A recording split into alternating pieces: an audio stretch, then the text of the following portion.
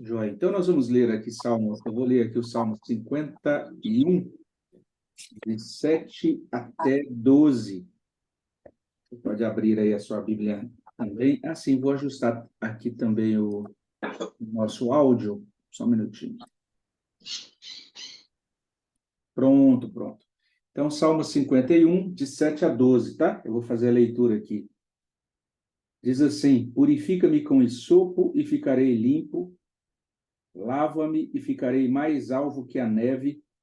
Faz-me ouvir júbilo e alegria, para que exultem os ossos que esmagaste.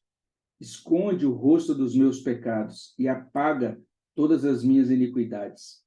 Cria em mim, ó Deus, um coração puro e renova dentro de mim um espírito inabalável. Não me repulses da tua presença, nem me retires o teu Santo Espírito.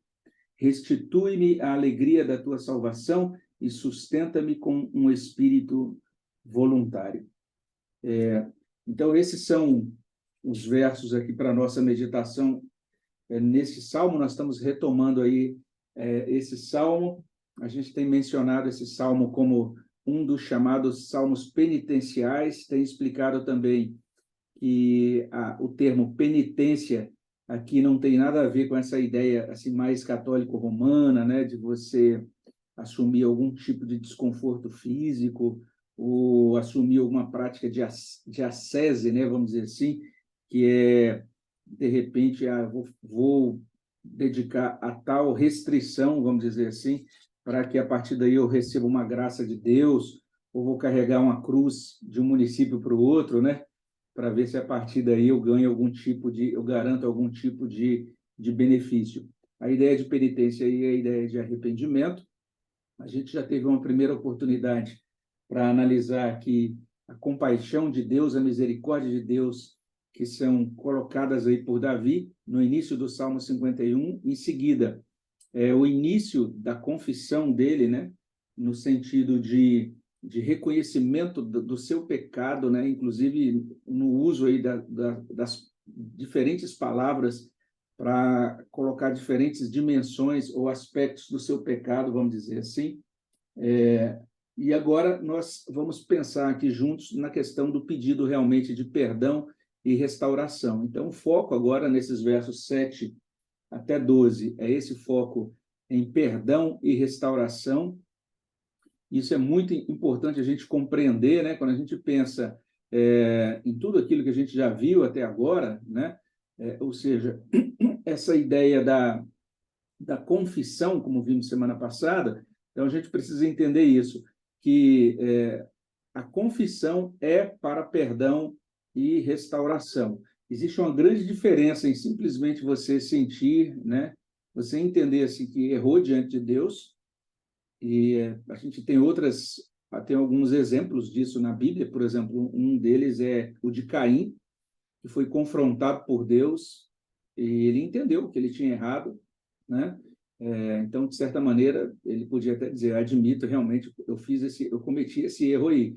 Deus o confronta em Gênesis 4, e quando a gente percebe ali o resultado daquela confrontação, no final, Caim estava mais preocupado com o bem-estar dele, né? Ah, Senhor, e agora o que vai acontecer, né? Agora, se alguém me encontrar, vai me matar e tal, aquela coisa toda. Tem um outro exemplo típico disso em Judas, que também caiu em si, reconheceu que errou com relação ao Senhor Jesus Cristo, mas isso ainda não significa uma obra salvadora no coração. A obra salvadora, ela vai nos encaminhar para essa percepção de que nós pecamos, o reconhecimento do nosso pecado. A gente vai perceber que o pecado é real, ele é sério, ele é grave, né? Ele tem que ser colocado diante de Deus, admitido, aquilo que a gente chama de confissão, como explicamos na última semana.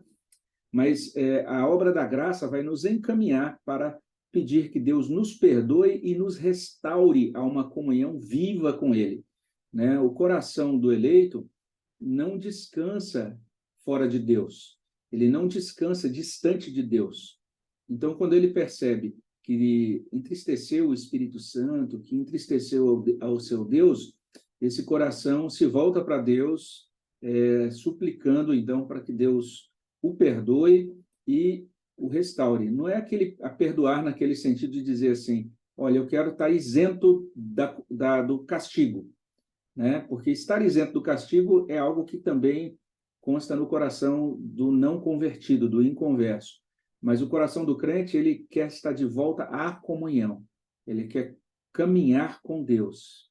É estar com Deus, caminhar com Deus, desfrutar da amizade de Deus, poder dizer, o Senhor é meu, eu sou do Senhor, e desfrutar disso todos os dias, esse é o estado, vamos dizer assim, normal do coração de uma pessoa verdadeiramente convertida. E quando a gente pensa, então, em restauração, perdão e restauração, a gente está olhando especialmente para o verso 12, que traz restitui-me, né? Começa assim, o verso 12, e em outras traduções a gente vai ter, no lugar da palavra restituição, a gente vai ter a palavra restauração, né? Então, como é que seria isso? Como é que a gente deve considerar essa questão do perdão e restauração? A primeira coisa óbvia, né, que já tem sido feita já desde o primeiro momento do Salmo, é reconhecer Deus como essa fonte de perdão e restauração. Então, a ideia de penitência aqui, como a gente disse, não é iniciativas de justiça própria, mas é realmente uma busca de Deus como fonte desse perdão e restauração.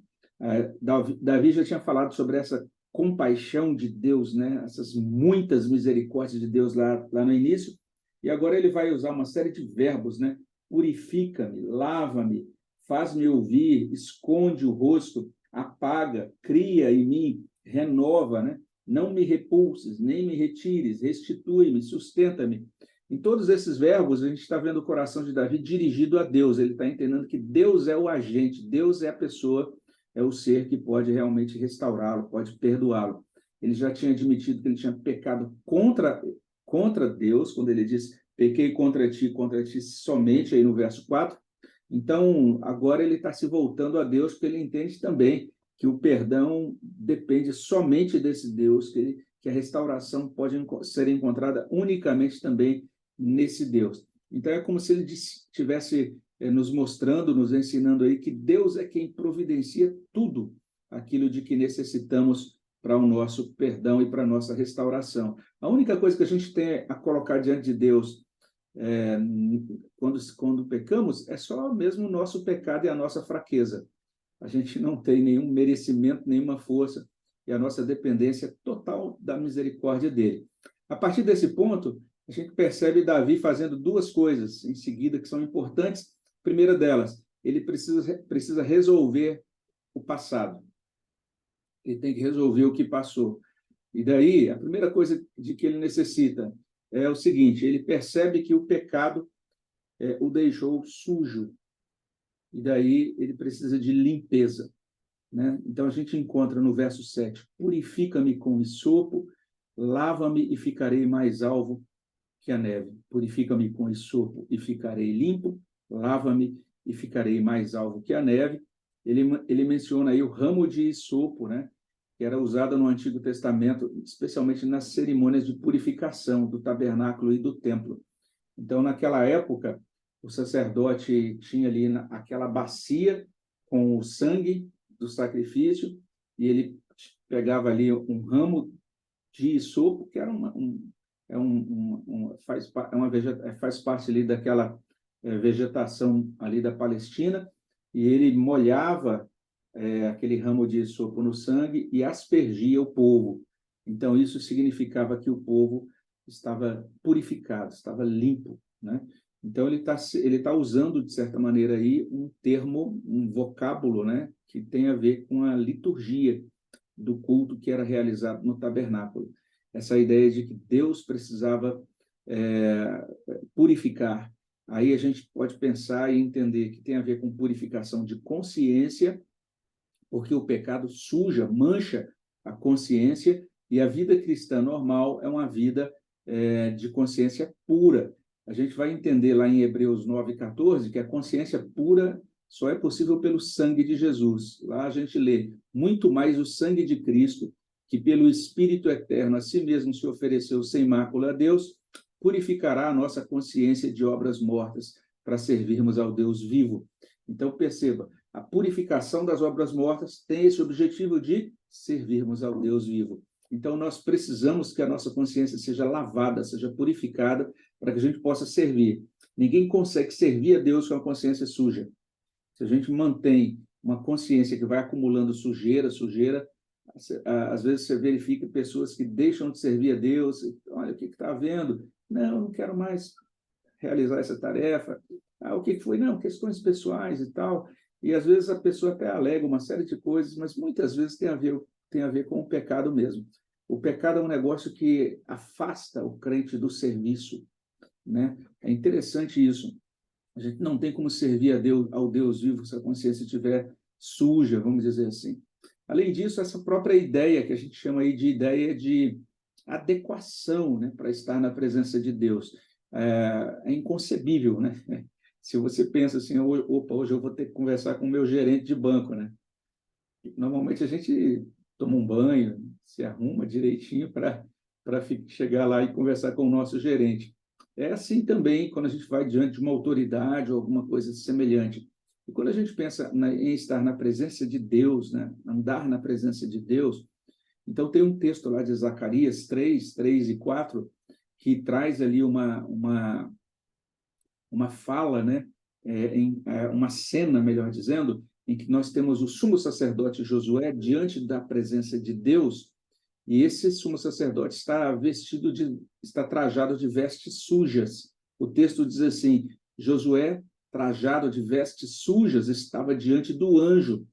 Tomou este a palavra e disse aos que estavam diante dele: tirai-lhe as vestes sujas. E a Josué disse: eis que tenho feito que passe de ti a tua iniquidade, e te vestirei de finos trajes. A gente entende lá em Zacarias que as vestes sujas tinham a ver com iniquidade, ou seja, a mesma ideia aqui no Salmo 51. Ele precisa ser lavado, precisa ser purificado, porque ele vai estar diante do rei, diante do próprio Deus. E daí a necessidade dele ser purificado, dele ser lavado. E Deus, então, é quem faz isso, é quem lava, quem purifica, para que nós possamos estar na presença dele.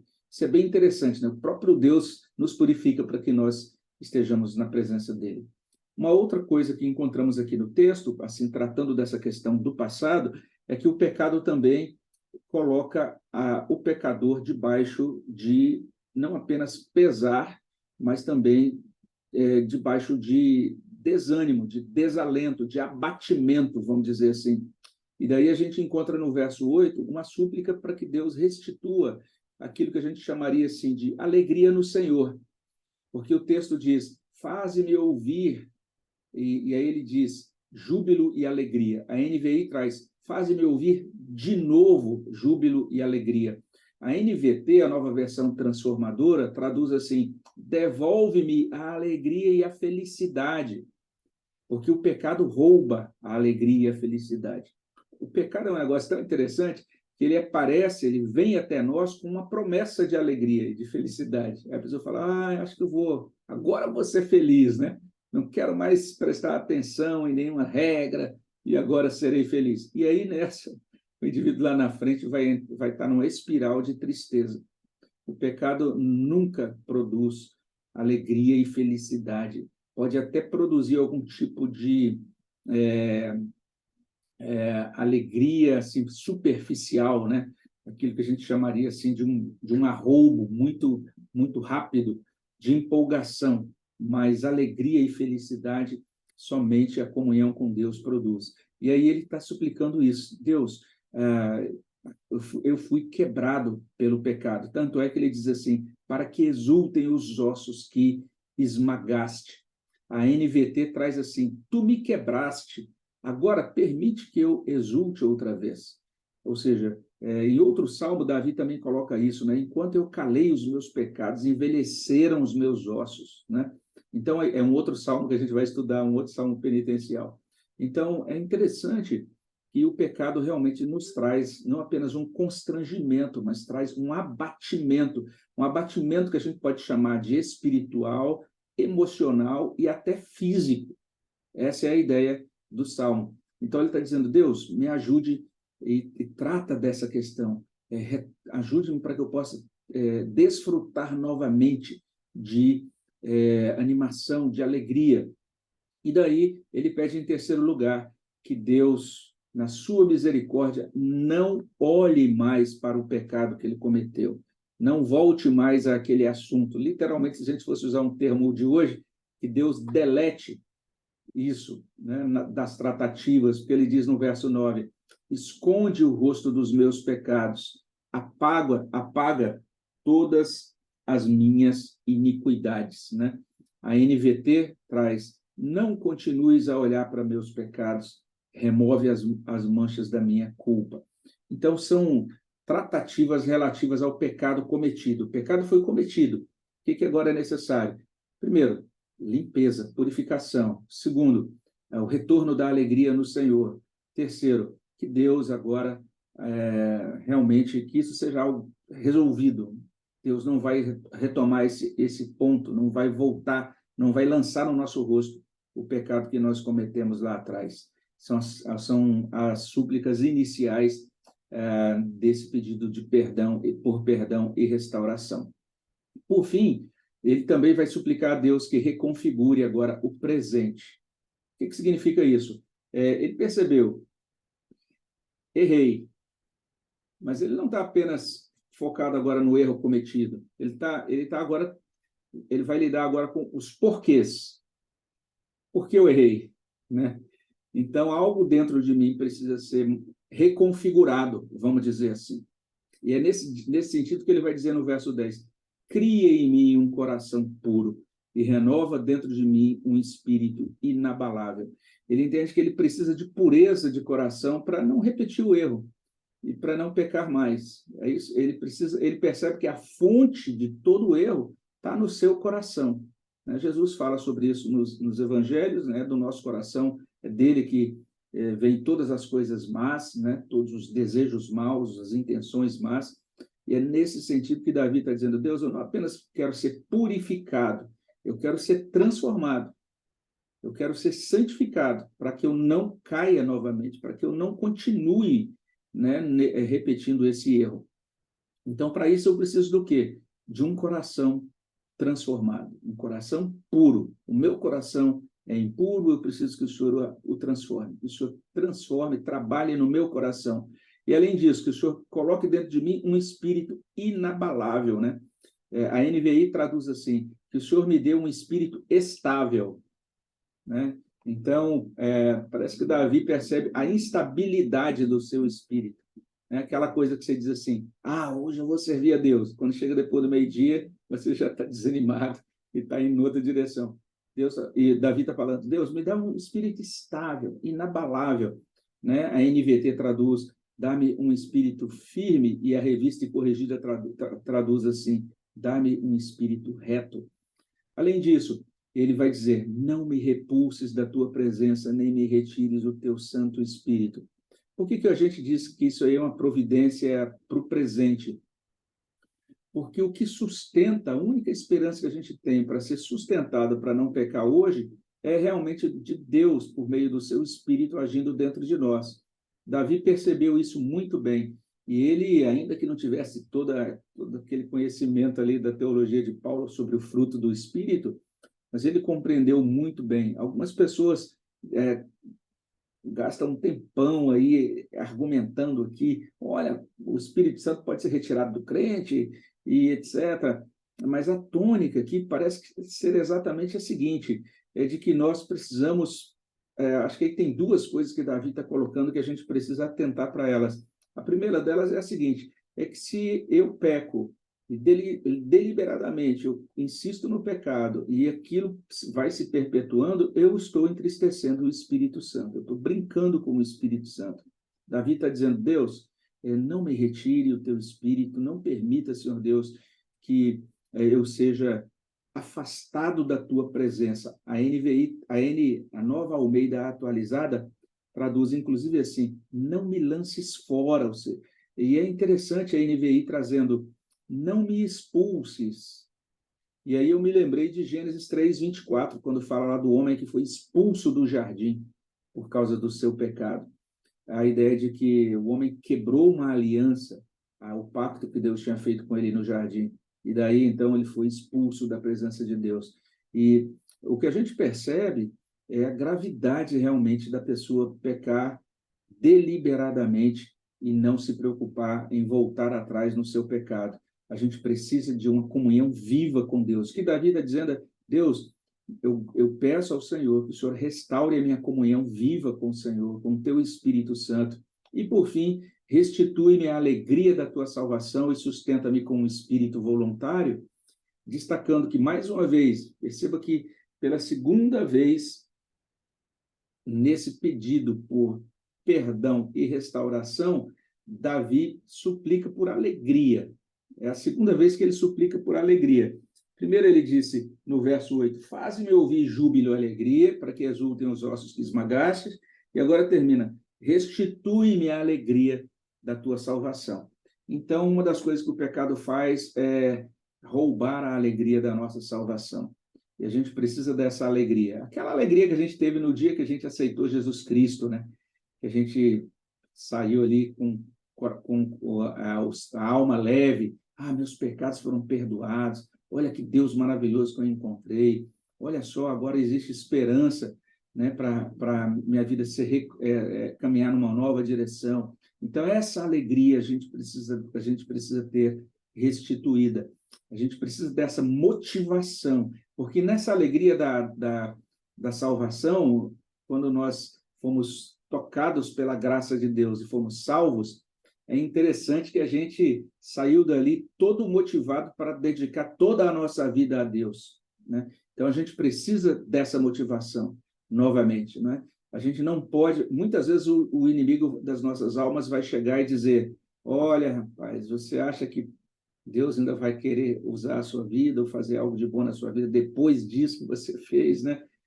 Agora, na semana passada, na nossa classe lá do Sermão do Monte, eu achei interessante um aluno dizendo que ele está vindo de uma igreja e lá nessa igreja o pastor dele dizia assim, ó, se você, que já é crente, pecar, você perdeu a salvação, você não tem esperança nenhuma de salvação. Então, se você é crente, se você não é crente, está no mundo e agora você está buscando Jesus, tudo bem. Mas se você já é um crente que sabe o caminho e pecou, ou seja, perdeu, como diz no Rio de Janeiro lá. E aqui é algo muito grave, né? É um entendimento muito esquisito da salvação. A Bíblia está dizendo aqui nesse verso 12, nós podemos pedir por essa alegria da salvação e na restauração, quando recebemos o perdão de Deus, nós então temos essa alegria restaurada. E daí, sustenta-me com um espírito voluntário. E a NVI traduz muito bem, trazendo assim, sustenta-me com um espírito pronto a obedecer. Ou seja, voluntário no sentido de pronto a obedecer. Que a partir de agora, restaurado, na alegria, com a alegria do Senhor, e nessa comunhão com o teu Espírito, eu possa ser obediente ao Senhor, né? Então, essa oração por perdão e restauração fez muita diferença na vida de Davi, e ela também faz muita diferença na nossa vida hoje, né? Que Deus possa nos conceder graça para cada vez que nos sentirmos que desagradamos ao nosso Deus, que nós possamos confessar e possamos suplicar a Ele por perdão e por restauração, né? Nós já vamos orar sobre isso agora. Quero só perguntar se alguém tem algum pedido. Eu terminei de ver no nosso grupo aqui o pedido pelo Davizinho, né? O Fábio publicou lá agora há pouquinho, a gente vai orar por ele. Gostaria de saber se alguém gostaria de pedir oração nesse momento.